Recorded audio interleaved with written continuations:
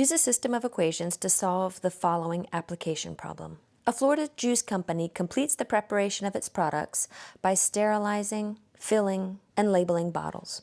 Each case of orange juice requires 9 minutes for sterilizing, 6 minutes for filling, and 1 minute for labeling. Each case of grapefruit juice requires 10 minutes for sterilizing, 4 minutes for filling, and 2 minutes for labeling.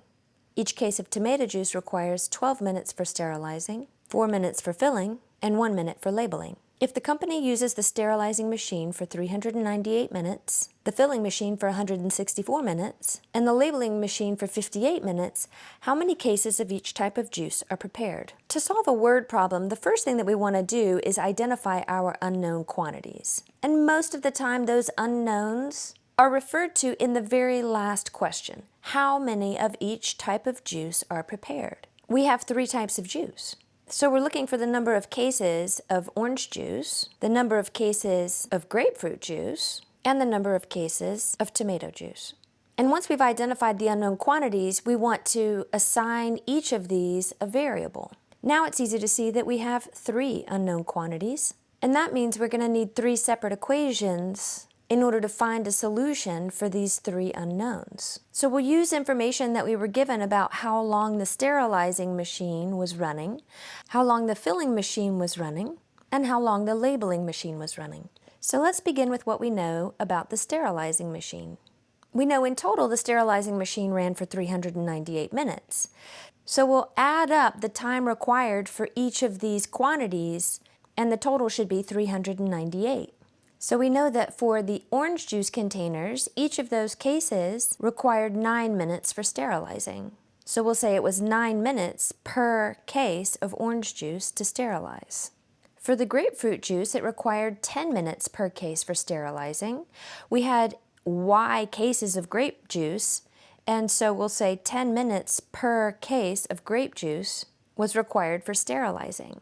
For the tomato juice, we saw that it required 12 minutes per case, and with Z cases of tomato juice, that would mean 12 minutes per case of tomato juice. And so our first equation comes from how long the sterilizing machine was running. The second equation will come from how long the filling machine was running. So starting with the cases of orange juice, we have X cases of orange juice, and each of those cases required 6 minutes for filling. So the filling machine would run for 6 minutes per case of orange juice, and then to that we add how long it took to fill the grapefruit juice cases, and from within the problem we see that it required 4 minutes for filling each case of grapefruit juice. So we'll say 4 minutes per case of grapefruit juice, with Y cases, and then to that we're going to add how long it took to fill the cases of tomato juice.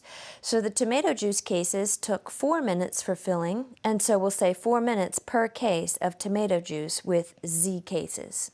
Now the total time that the filling machine was running is 164 minutes, so all of these should add up to 164. Our last equation is going to come from how long the labeling machine was running. So again, we'll start with the orange juice, and it required 1 minute to label each case of orange juice with X cases of orange juice, so that would just be 1 times X. For the grapefruit juice, each case required 2 minutes for labeling, and we had Y cases of grapefruit juice, so that would be plus 2 minutes per case of grapefruit juice. For the tomato juice, we required 1 minute per case for labeling, and there were Z cases of tomato juice, so again, that's going to be plus 1 times Z, and the total time that the labeling machine ran was 58 minutes, so this should all add up to 58.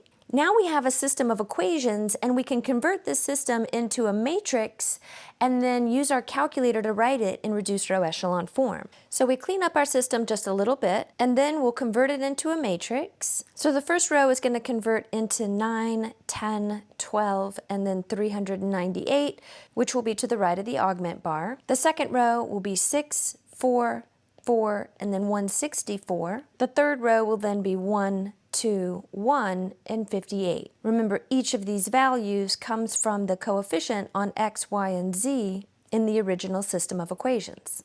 We now put this matrix into our calculator and then write it in reduced row echelon form. Let's make note of the fact that this is a 3x4 matrix, 3 rows and 4 columns. So when we go to our calculator, we'll say second and then hit the matrix button. We'll go over to the right 2 to get to the edit menu, and then we'll select number 1, matrix A, and edit matrix A.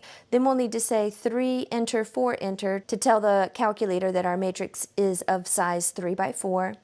And then we input all of our values. So we start with the first row, which is 9, 10, 12, and 398. It wraps around to the second row, and we input 6, 4, 4, 164. We wrap around to the third row and input 1, 2, 1, and 58.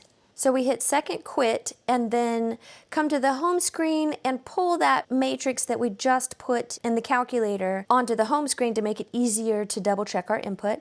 So we use second matrix, and now we're going to use the names menu in order to display what's in matrix A. So we hit enter next to matrix A and enter again in order to display what's in matrix A.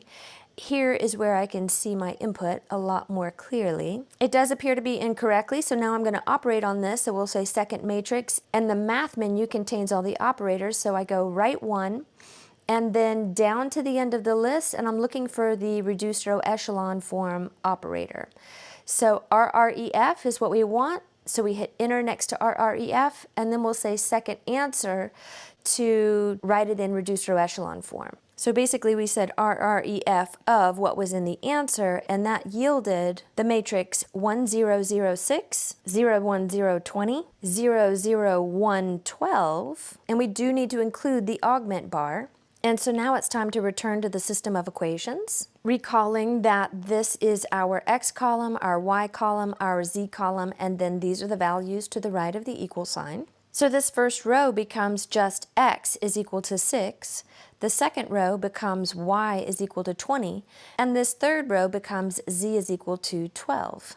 So let's remember what these values give us. Back at the very beginning, we declared what the x, y, and z values were, and so now we can say that we have 6 cases of orange juice, y is equal to 20, and that was the number of cases of grapefruit juice, and z was equal to 12, which is the number of cases of tomato juice.